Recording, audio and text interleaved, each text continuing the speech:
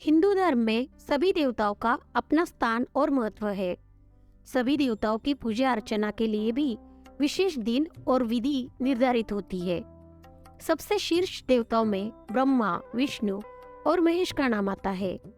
ब्रह्मा जी को सृष्टि के रचयिता माना गया है। भगवान शिव, विष्णु समेत सभी देवताओं की उपासना होती है, परंतु ब्रह्मा जी की पूजा अर्चना नहीं की जाती। अब ऐसे में मन में सवाल उठता है कि आखिर ब्रह्मा जी की पूजा क्यों नहीं होती और ना ही इनके नाम का कोई व्रत या त्योहार है। इसके पीछे 3 पौराणिक कथाएं प्रचलित है। आइए जानते हैं ब्रह्मा जी की ये कथाएं, इसलिए वीडियो को अंत तक जरूर देखें। पहली कथा। राजस्थान के पुष्कर में ब्रह्मा जी को सृष्टि के विकास के लिए एक यज्ञ करना था और उस यज्ञ में उनकी पत्नी सावित्री को उनके साथ बैठना था।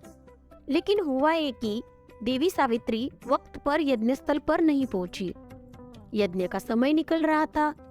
तभी ब्रह्मा जी ने नंदिनी गाय के मुख से गायत्री देवी को प्रकट किया और उनसे शादी करके यज्ञ में बैठ गए। सावित्री देवी थोड़ी देर से पहुंची, लेकिन यज्ञ में अपनी जगह पर किसी और औरत को देखकर उन्हें गुस्सा आ गया। देवी गुस्से से आग बबूला हो गई। उन्होंने आओ देखा ना ताओ ब्रह्मा जी को शाप दे दिया, जाओ, इस पृथ्वी लोक पे तुम्हारी कहीं पूजा नहीं होगी। सावित्री देवी का ये रूप देखकर सभी देवता डर गए। उन्होंने उनसे विनती की, आप अपना श्राप वापस ले लीजिए। जब देवी का गुस्सा ठंडा हुआ तो उन्होंने कहा, इस धरती पर सिर्फ पुष्कर में आपकी पूजा होगी। कोई भी दूसरा आपका मंदिर बनाएगा तो उसका विनाश हो जाएगा। इस यज्ञ के लिए श्री हरि विष्णु ने ब्रह्मदेव जी की सहायता की थी। सावित्री देवी को उनका भी गुस्सा आया। उन्होंने श्री हरि को श्राप दिया, तुम्हें भी पत्नी विरह होगा। कहते हैं कि इसी श्राप के कारण श्री राम जी को रामायण में पत्नी विरह सहना पड़ा था। दूसरी कथा यह है कि ब्रह्मांड की थाह लेने के लिए जब भगवान शिव ने विष्णु और ब्रह्मादेव को भेजा तो ब्रह्मादेव वापस लौटकर शिव के पास आए और उन्होंने शिव से झूठ कहा। तो दोस्तों, ब्रह्मदेव ने शिव भगवान को क्या झूठ बोला, अगर आप ये जानना चाहते हैं तो मुझे कमेंट करके जरूर बताएं, क्योंकि ये लंबी कहानी है तो मैं इस पर एक वीडियो जरूर बनाऊंगी। शिव भगवान ने उनका झूठ पकड़ लिया और उन्हें श्राप दिया कि तुम्हारे इस झूठ की वजह से आज से तुम्हारी कोई पूजा नहीं करेगा। ब्रह्मदेव ने उनसे माफी मांगी। तब शिव ने उपवर देते हुए कहा, तुम्हें यज्ञ में स्थान नहीं होगा, लेकिन तुम्हें गुरु का दर्जा दिया जाएगा।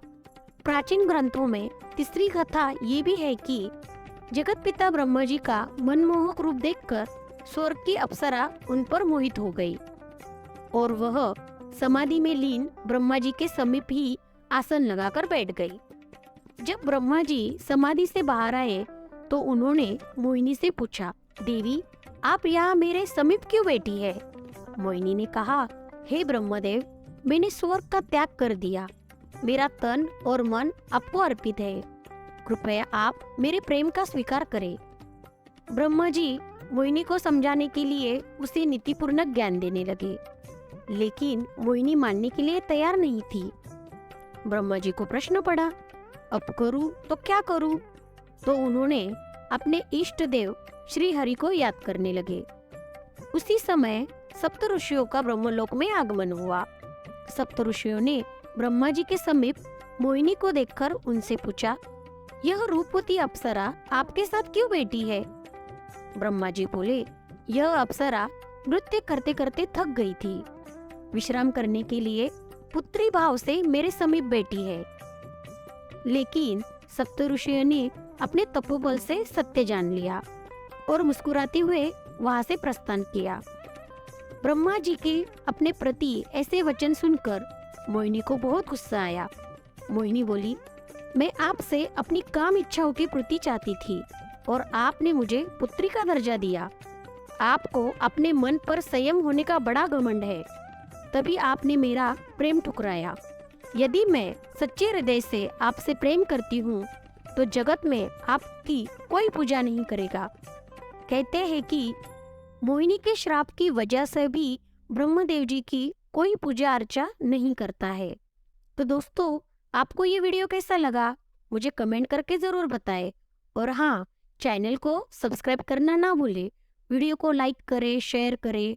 तो मिलते हैं नेक्स्ट वीडियो में। तब तक के लिए नमस्कार।